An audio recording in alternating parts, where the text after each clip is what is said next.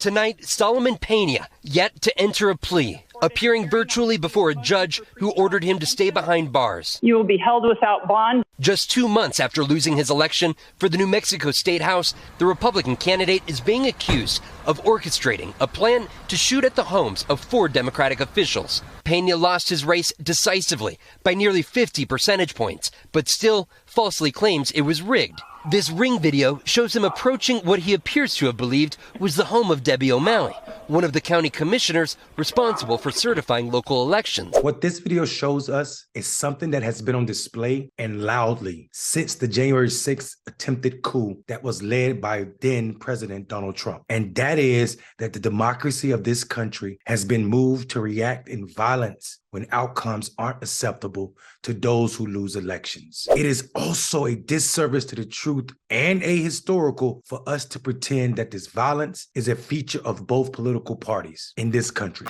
There is nothing on the left that matches the far-right radicalization of Trump supporters. We must admit that the lie of election rigging has been a galvanizing tool to those on the right that refuse to acknowledge that their politics is not the politics of the majority of this country or their districts. And that is a hard fact they will not swallow. Whether it's candidates for governor in Arizona, candidates for local elections in New Mexico, or Trump for president, what we notice is truth has no space in their stories. Because if it did, then it would be clear to them and their supporters that it is beyond illogical that Republicans won some seats on the same ballots that their candidates lost. And what they're saying is it's not fraud that these Republicans won, but it is fraud that their candidates lost. Think about how ridiculous this is. Someone went into the ballots and changed their vote for certain Republicans while choosing others. The ridiculousness of this belief and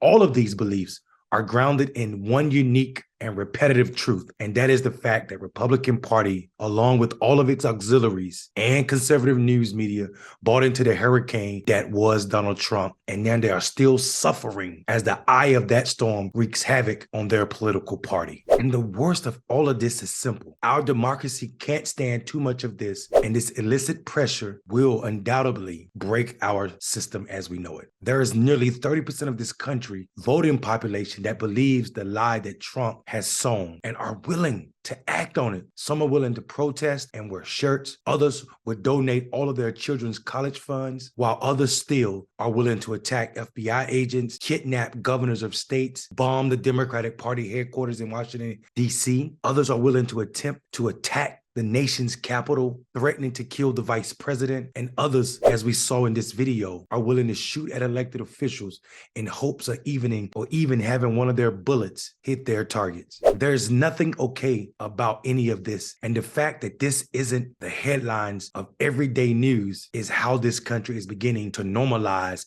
this behavior, like we have done with the gun pandemic. How many more injured before we stop the political violence on the right wing? Or will this become the new school shootings? Is political violence the new mass shootings? Everyone should have a good evening, but not before you think about it.